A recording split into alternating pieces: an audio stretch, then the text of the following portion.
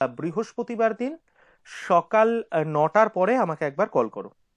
আমি ওই দিনকেই হ্যালো কোনো না স্যার। কোনো একটা টাইম তোমাকে দিয়ে দিতে পারি। Hello sir. স্যার বলছিলাম কি সাজেশন। দেখো, হ্যালো সাজেশন স্যার। বলতে যে কটা ইম্পর্টেন্ট বলেছি সেটাই তোমাদের কাছে সাজেশন। যেটা ক্লাসে করিয়ে দিয়েছি বা যে কটা বেশি ইম্পর্টেন্ট বলে দাগ দিয়ে দিয়েছিলাম সেটাই সাজেশন। তবে এটা বলছি না তার মধ্যে থেকেই দেবো সব। ধরে রাখো তার মধ্যে একটা থাকলে বাকি বাইরে থেকে 4টে থাকবে। এটা তোমাদের হচ্ছে একটু প্র্যাকটিসটা হোক, অ্যাটলিস্ট প্র্যাকটিস করো। ভয় পাওয়ার কোনো কারণ নেই, আমি আছি। ভয় পাওয়ার কোনো কারণ নেই স্যার কিছু নাম্বার নিয়ে, কিন্তু স্যার কিছু প্র্যাকটিসটুকু করো। কোশ্চেন প্যাটার্ন কিছু দিয়ে দিলে ভালো হয় স্যার। বাবু, যে কটা ইম্পর্টেন্ট বলে দিয়েছি, বারবার বলছি শুভজিৎ, তুমি ক্লাস করনি বলে বলছো। ক্লাসের পরে পিডিএফ যেগুলো দিয়েছিলাম তার মধ্যে থেকে আমি হ্যাঁ সেগুলো ইম্পর্টেন্ট গুলোই করে যাও, ইম্পর্টেন্ট গুলোই করো। ঠিক আছে স্যার। ঠিক আছে, স্যার বলছিলাম, হ্যালো স্যার। বলো বলো কৌশিক। বলছিলাম স্যার, আপনাকে একটা অঙ্ক পাঠিয়েছিলাম, আপনি দেখবে বলেছিলেন। ওখানে তোমাকে আমি এটা ভুল বলে দিয়েছিলাম বাবু। ওটা বলে হ্যাঁ দিয়েছিলাম স্যার, তুমি ওই মাইনাস বি উত্তরটা এর আসেনি জায়গায় তাই। বি স্কোয়ার করে হ্যাঁ স্যার, দিয়েছো স্যার 36। স্যার বুঝতে পেরেছি, বাট উত্তরটা আসেনি তাই বললাম। আচ্ছা, আজকের মধ্যে আমি ওটা করে তোমাকে পাঠিয়ে দিচ্ছি। ঠিক আছে স্যার। হ্যাঁ, আজকেই পাঠিয়ে দিচ্ছি। তোমার নাম্বারের লাস্টে কত আছে বলো তো, হোয়াটসঅ্যাপ নাম্বারে? 9-6 স্যার। 96। ওকে, চলো চলো ঠিক আজকের আছে। এই ক্লাসটুকু করো।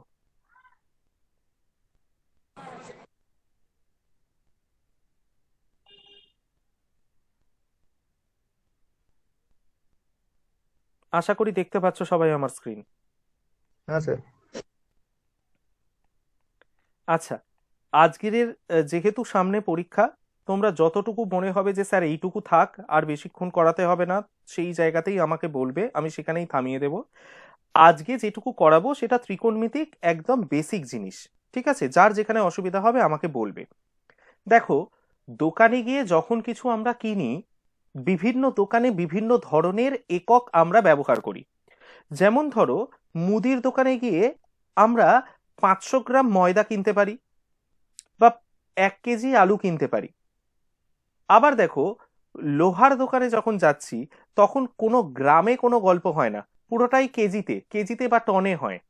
আবার দেখো, সোনার দোকানে যখন যাচ্ছি তখন এরকম বলি না, আমার সোনার গয়নাটায় 5 গ্রাম 3 মিলিগ্রাম সোনা আছে, 7 গ্রাম 8 মিলিগ্রাম সোনা আছে, এরকম বলা হয় না। তার মানে হ্যাঁ কি, স্যার। ওজন করার বা পরিমাপ করার বিভিন্ন পদ্ধতি আছে, ঠিক কি না? সেরকম হ্যাঁ স্যার। কোন পরিমাপ করার কোন পরিমাপ করার 3টে পদ্ধতি আছে। একটা হচ্ছে ইংলিশ সিস্টেম, একটা হচ্ছে ফ্রেঞ্চ সিস্টেম, আর একটাকে বলা হয় সার্কুলার সিস্টেম। কি বললাম? কোন পরিমাপ করার 3টে পদ্ধতি আছে। একটা হচ্ছে ইংলিশ সিস্টেম, একটা হচ্ছে ফ্রেঞ্চ সিস্টেম, আর একটা হচ্ছে সার্কুলার সিস্টেম। বাবা, ইংলিশ সিস্টেমটা কি? ইংলিশ সিস্টেম মানে হচ্ছে আমরা সবসময় ইংলিশ সিস্টেমই ব্যবহার করি, অর্থাৎ ডিগ্রি। এই যে ডিগ্রি কথাটা লিখি না, কোন বোঝাতে কি বলি আমরা? 20 ডিগ্রি, 50 ডিগ্রি, 60 ডিগ্রি। এই যে ডিগ্রি, এই এককটা, এই এককটা ব্যবহার করা হয় ইংলিশ সিস্টেমে। ঠিক আছে, এইবারে এই এককটার মধ্যে আমরা তো শুধুমাত্র ডিগ্রিটাই জানি, এছাড়াও আরো দুটো জিনিস আছে যার সম্পর্কগুলো তোমাদের মনে রাখতে হবে। দেখো, কোনো অ্যাঙ্গেলকে এভাবে আঁকা হয়, অ্যাঙ্গেল তো এভাবে আঁকা হয়। কোনো হ্যাঁ স্যার। অ্যাঙ্গেলের মাঝখানে যদি এই চিহ্নটা দেওয়া থাকে তাহলে সেটা 90 ডিগ্রি বোঝায়। ঠিক আছে, আর গণিতের ভাষায় 90 ডিগ্রি মানে হচ্ছে সেটাকে সমকোণ বলা হয়। আবারও রিপিট করছি, গণিতের ভাষায় 90 ডিগ্রি মানে সেটাকে সমকোণ বলা হয়। ইংরেজিতে এটাকে বলা হয় রাইট অ্যাঙ্গেল। মানে এক সমকোণ সমান কত ডিগ্রি? 90 ডিগ্রি। ঠিক আছে, এটা ছোটবেলায় আমরা জেনে এসেছি। এছাড়াও আরো দুটো জিনিস আছে, এইবারে জানবে। দেখো, 1 ডিগ্রি, ডিগ্রি সমান 60 মিনিট, অর্থাৎ 1 ডিগ্রি সমান 60 মিনিট। মিনিটকে গণিতের ভাষায় কি করে প্রকাশ করা হয়?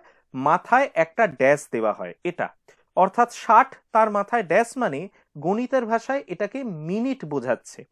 অর্থাৎ কোথাও যদি লেখা থাকে টু, এইটা এটা হচ্ছে 2 ডিগ্রি।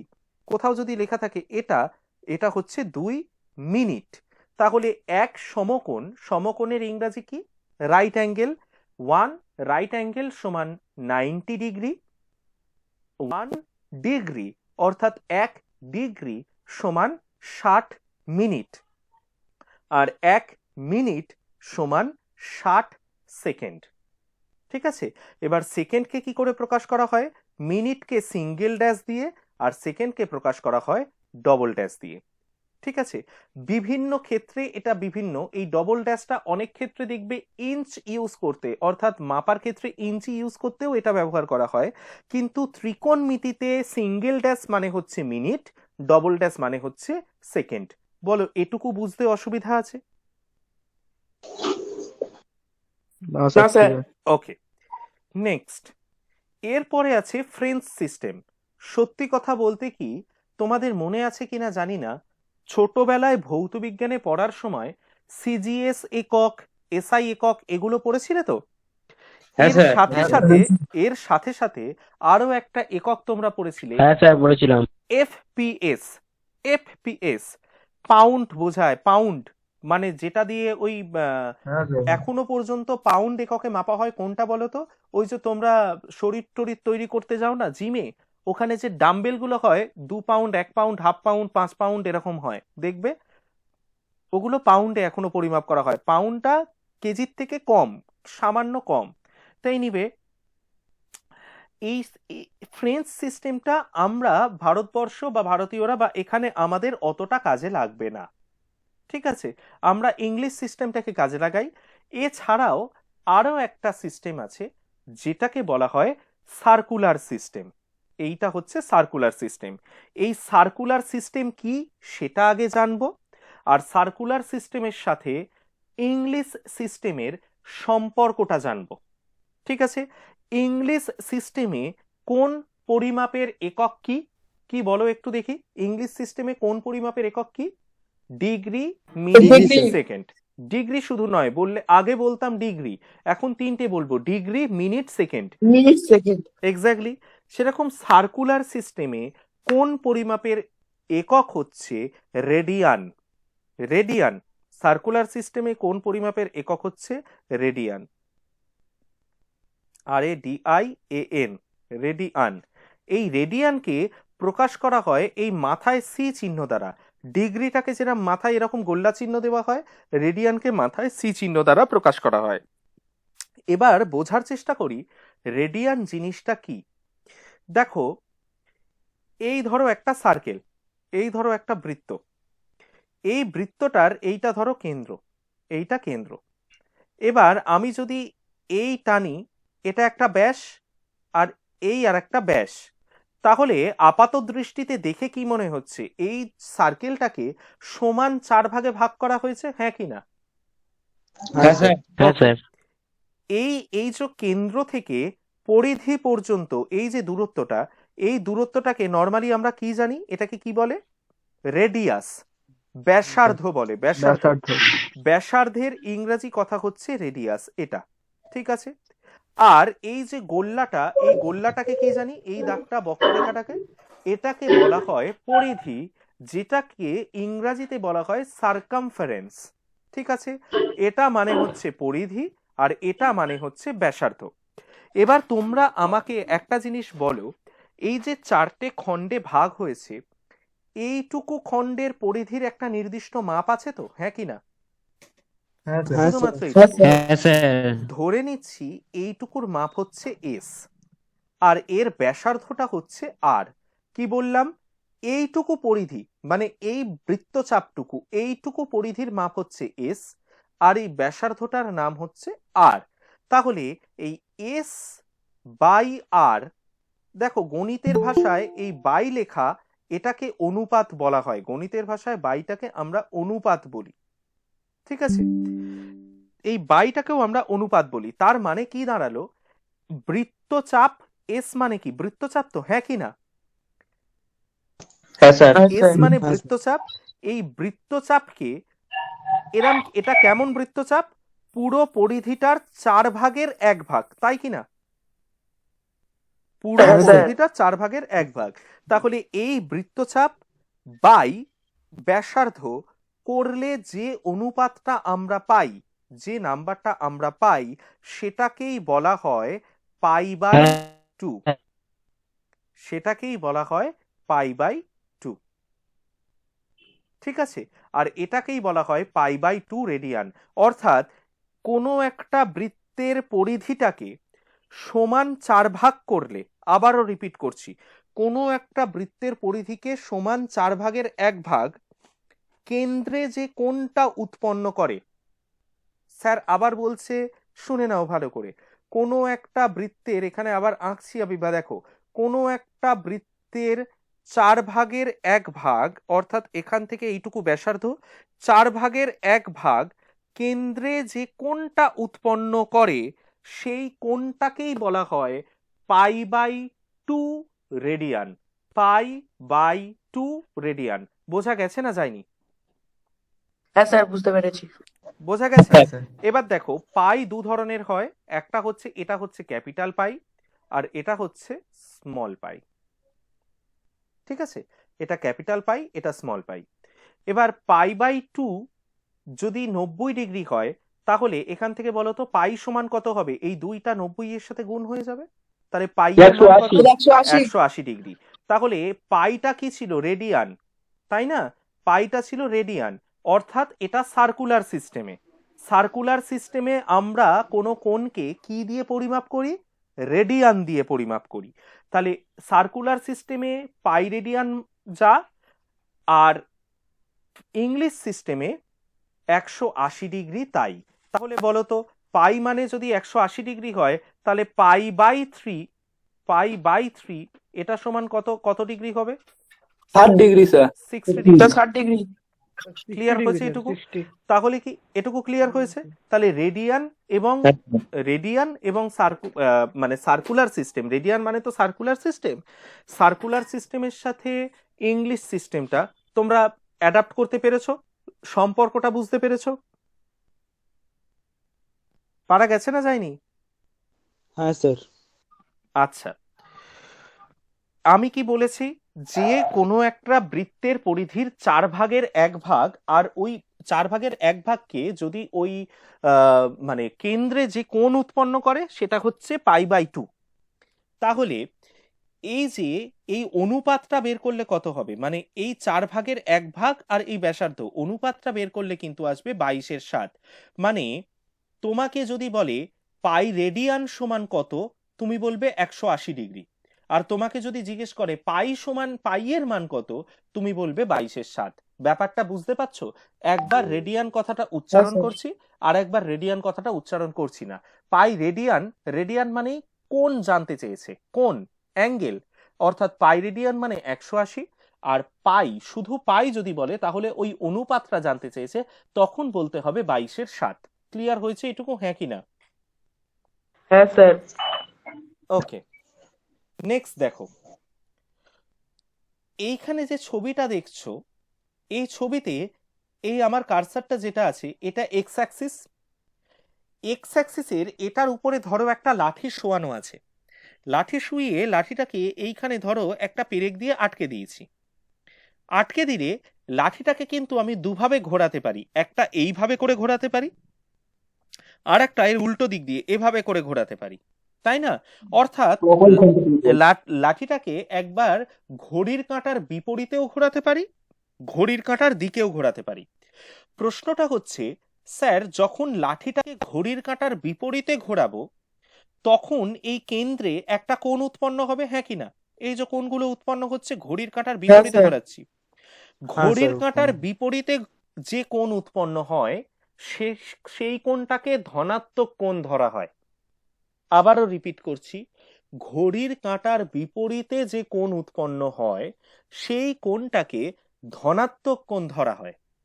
আর ঘড়ির কাঁটার দিকে যে কোণ উৎপন্ন হয়, অর্থাৎ এই অ্যাঙ্গেলটা যদি এখানে থাকতো, এরকম হতো, ঘড়ির কাঁটার দিকে ঘুরিয়েছি, অর্থাৎ তীর চিহ্নটা এই দিকে আসছে ঘড়ির কাঁটার দিকে, তাহলে এটা ধরো 60 ডিগ্রি, কিন্তু এটা শুধু 60 ডিগ্রি বললে হবে না, এটাকে বলতে হবে -60 ডিগ্রি, অর্থাৎ ঋণাত্মক কোণ ধরা হয়।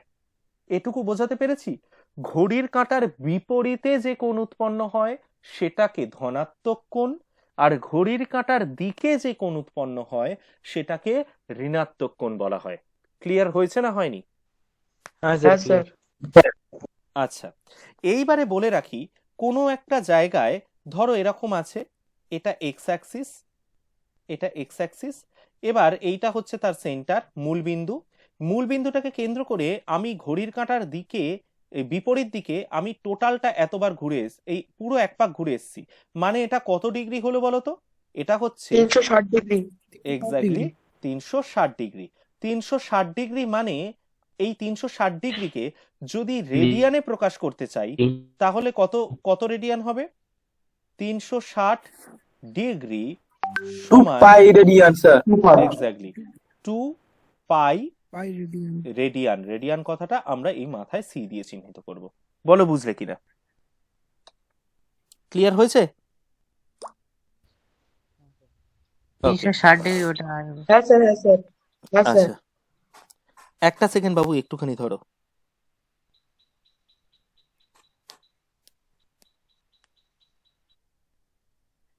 হ্যাঁ স্যার।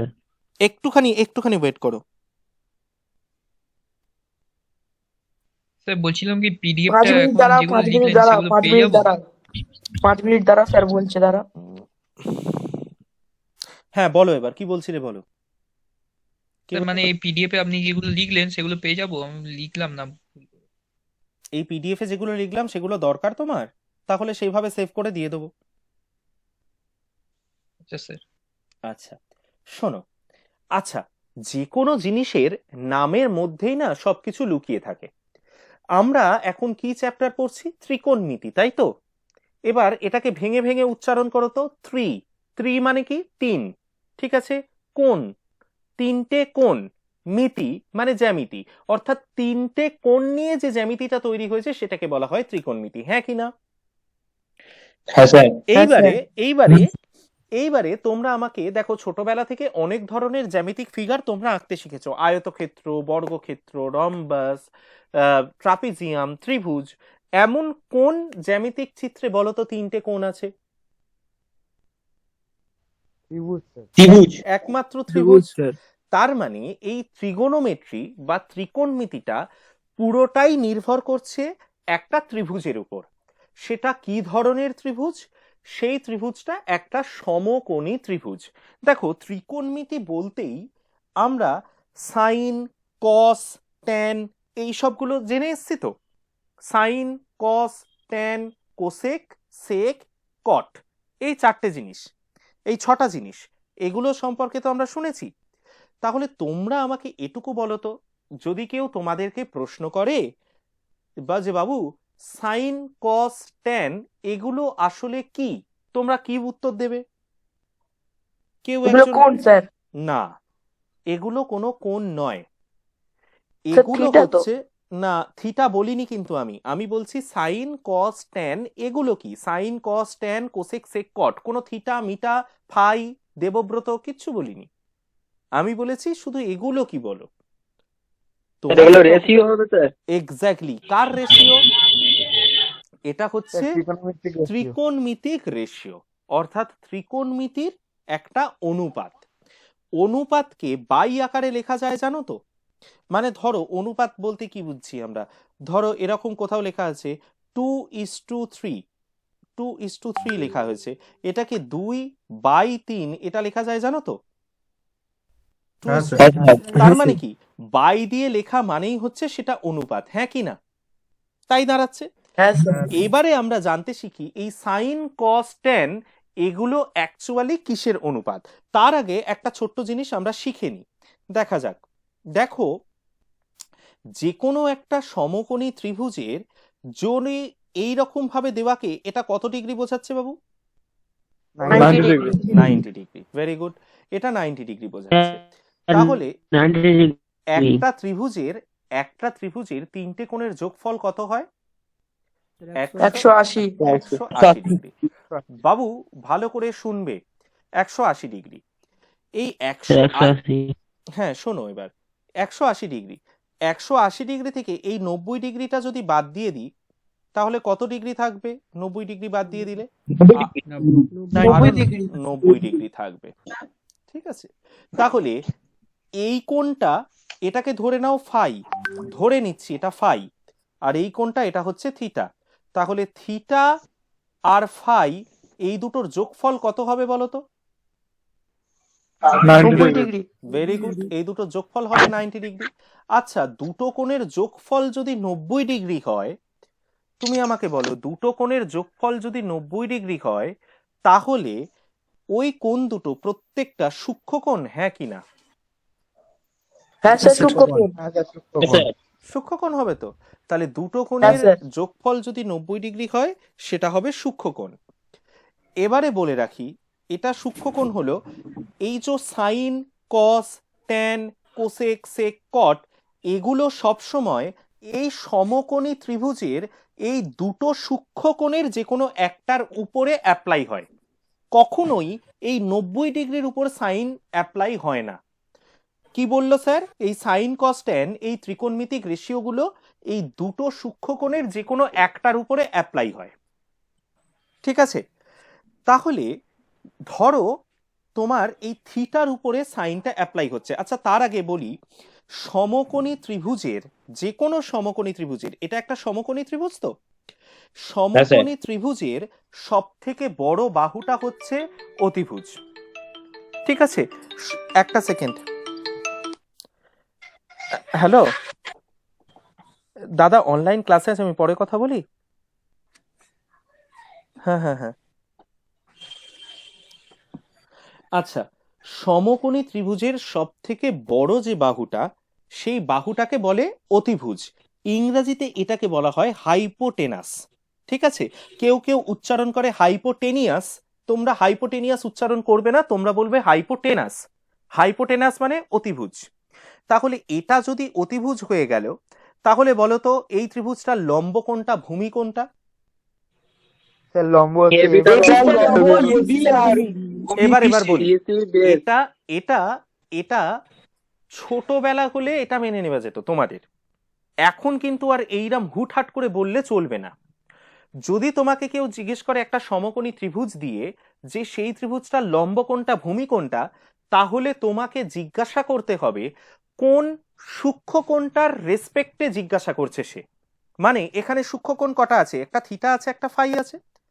যদি থিটার রেসপেক্টে হয়, তাহলে দেখো যে কোণের রেসপেক্টে লম্ব জানতে চাইছে তার বিপরীতে যেটা আছে সেইটা হবে লম্ব। তাহলে এই থিটার রেসপেক্টে এবিটা হবে লম্ব আর বিসিটা হবে ভূমি। ঠিক আছে, তাহলে থিটার জন্য এবিটা হচ্ছে লম্ব, পারপেন্ডিকুলার, আর বিসিটা হচ্ছে বেস বা ভূমি। কিন্তু এটা যদি ফাই এর রেসপেক্টে হতো, এটা যদি ফাই এর রেসপেক্টে হতো, এই ফাই এর কি বলেছি, তাহলে ফাই স্যার এর রেসপেক্টে এবিটা হলে ভূমি হতো, বিসিটা কি হবে বলো? এবিটা বিসিটা হবে লম্ব, লম্ব। লম্ব। তাহলে ফাই এর রেসপেক্টে হলে বিসিটা হচ্ছে লম্ব আর আর এবিটা এবিটা হচ্ছে বেস। বেস। বোঝা গেছে না যায়নি? হ্যাঁ Clear স্যার হয়েছে? ফাই মানে কি? যেরাম থিটা ওই একটা চিহ্নটা। কোণ, ফাই মানে হচ্ছে এরম একটা চিহ্ন, এটা একটা কোণ বোঝাতে এই চিহ্নটা ব্যবহার করা হয়। যে কোনো কোণ বোঝাতে, যেমন থিটা লিখি না আমরা, ওরকম কোণ বোঝাতে এটাকে ব্যবহার করা হয়। বুঝতে পারলে না? হ্যাঁ স্যার, বুঝতে পেরেছি। বুঝতে পারলাম না স্যার। তুমি থিটা লেখো, থিটাটা কি বলো? যা, কোথায় হারিয়ে গেলে? থিটাটা কি? স্যার কোন থিটা কোন স্যার? থিটা তো একটা কোণ, সেরাম ফাইও একটা কোণ। ঠিক আছে, ফাইও ওরম একটা কোণ, থিটা একটা কোণ স্যার ফাই বোঝা। চিহ্নটা একবার দেখান স্যার ভালো করে একটু। এই তো, এইটা ফাই হচ্ছে এই এই এই সোজা সোজা দাগ, এই গোল্লা লিখে কেটে দাও। ঠিক আছে, এটা ফাই। আচ্ছা দেখো, এবার দেখো, তার মানে এতক্ষণ তো আমরা জেনে গেছি কোনটা লম্ব, কোনটা ভূমি, কোনটা বেস। এবারে আমরা নর্মালি জানি সাইন মানে কি বলো তো, ছোটবেলায় শিখে এসেছিলাম, একটু বলো দেখি আমার সাথে। সাইন মানে কি? লম্ব বাই ভূমি না, লম্ব বাই অতিভুজ। অতিভুজ অতিভুজ অতিভুজ স্যার একদম, সাইন মানে হচ্ছে লম্ব বাই অতিভুজ। আচ্ছা, কস মানে হচ্ছে ভূমি বাই অতিভুজ। ভূমি বাই অতিভুজ আচ্ছা, ট্যান মানে হচ্ছে লম্ব বাই লম্ব ভূমি। বাই ভূমি ভাই ওই ভূমি। আর যদি সাইনের উল্টোটাকে বলতে পারবে? সাইনের হুম, উল্টো মানে হচ্ছে cosec. Tan. Cosec cosec cosec তাহলে হ্যাঁ কোসেক কোসেক স্যার আচ্ছা আচ্ছা, শোনো শোনো, সাইনের উল্টো কোসেক, তার মানে কি কোসেক মানে হবে অতিভুজ বাই লম্ব। হ্যাঁ স্যার। আচ্ছা, ভূমি। এবারে এখানে লক্ষ্য করে দেখো একটা জিনিস, এখানে কত লেখা আছে? সাইন কি লেখা আছে বাবু? থিটা, তাই না? সাইন থিটা লেখা আছে তো। তাহলে হ্যাঁ, স্যার। সাইন থিটা মানে হচ্ছে সাইনটা এই কোণটার উপরে অ্যাপ্লাই হয়েছে। এবার সাইন মানে আমরা কি শিখেছি? সাইন মানে হচ্ছে লম্ব বাই অতিভুজ। এই কোণের রেসপেক্টে, অর্থাৎ এই থিটা কোণটার রেসপেক্টে লম্বকে এবি, অতিভুজকে এসি। ওই জন্য দেখো এবি বাই এসি লেখা হয়েছে, বাই আকারে লেখা হয়েছে, ওই জন্য এটাকে বলা হয় অনুপাত। বুঝলে হ্যাঁ কিনা? হ্যাঁ স্যার ওকে, একইভাবে দেখো সাইন, আচ্ছা যদি এটা হতো সাইন ফাই যদি ব্যবহার হতো তাহলে কি বলতো? সাইন ফাই, ফাই মানে কোনটা? এই অ্যাঙ্গেলটা। তাহলে এটা কত হতো? এক্স্যাক্টলি বিসি বাই এসি, কারণ ফাই হয়ে গেলে তখন কিন্তু লম্বটা বিসি হতো। না BC by AC BC by AC হবে, বিসি বাই এসি। ঠিক আছে, আচ্ছা এইটা তো গেল এটা।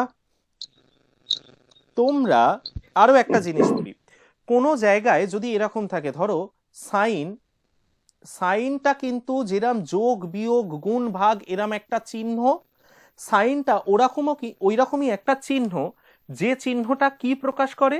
ত্রিকোণমিতিক রেশিও বা ত্রিকোণমিতিক অনুপাতটাকে প্রকাশ করে। ঠিক আছে, ত্রিকোণমিতিক রেশিও বা ত্রিকোণমিতিক অনুপাতটাকে প্রকাশ করে। তাহলে এখানে দেখো, যদি ধরো sine to the power 3 theta এটা লেখা আছে, এটা লেখা যা sine theta, sine theta to the power 3 এটা লেখাও তাই। অর্থাৎ সাইনের মাথায় কিউব থাকা আর পুরোটার মাথায় কিউব থাকা ব্যাপারটা এক। শুধু কিউব বলে নয়, যে কোনো সংখ্যাই শুধু সাইনের মাথায় থাকা আর সবটার মাথায় থাকা, এই দুটো জিনিস সেম। বোঝা গেছে? হ্যাঁ স্যার। তোমরা এই তিনটে ফর্মুলা হচ্ছে ত্রিকোণমিতিক বেসিক ফর্মুলা, এই তিনটে ফর্মুলা একটু মুখস্থ করে রাখবে। Sine square theta plus cos square theta equal to 1, sec square theta equal to 1 plus tan square theta, আর cosec square theta equal to 1 plus cot square theta. এই তিনটে ফর্মুলা একটু, যেটাকে ব্লক করে দিলাম, একটু মুখস্থ করে রেখো। এগুলো আপনি পাঠিয়ে দেবেন? এই পিডিএফটা তো পাঠিয়ে দিয়েছি অলরেডি বাবা। দেখা হয়নি। বই আছে বই দেখ বইয়ে আছে, আর কালকে রাত্রেও তো পাঠিয়ে দিয়েছি। স্যার এটা পরীক্ষা হবে না তো? পরীক্ষা সিলেবাসে এটা বলেছি? না স্যার। তাহলে হবে না। আচ্ছা শোনো। Hello sir. হ্যাঁ বলো। বলছি স্যার, মানে 1 আর 2 কি স্যার পরীক্ষা হবে তাহলে আমাদের? চ্যাপ্টার বলে দিলাম তো, logarithm, quadratic equation, complex number. ঠিক আছে স্যার। ঠিক আছে, এবার বলো এর পরের টপিকটা কি শুরু করব না সামনে পরীক্ষা এটুকু থাকবে? কোনটা সুবিধা হবে? না স্যার, থাক থাক স্যার, থাক। সবাই তাহলে পরীক্ষার জন্য খুব ভালো করে পড়াশোনাটা করো, এটুকুই থাক। পরের দিনকে এই চ্যাপ্টার শেষ করে দেবো। এই চ্যাপ্টার খুবই সোজা, খুবই ছোট। ওকে ঠিক স্যার। আছে, আচ্ছা স্যার 3 দাঁড়াও, তারিখে আমাদের কলেজে যেতে হবে। দেখো সেটা স্যার। নোটিশ তোমরা পেলে তোমরা আসবে, আদারওয়াইজ আসবে না। আগে নোটিশ পাও, নোটিশ দিয়ে দেওয়া হবে। ঠিক আছে স্যার। হ্যাঁ বলো। Hello sir.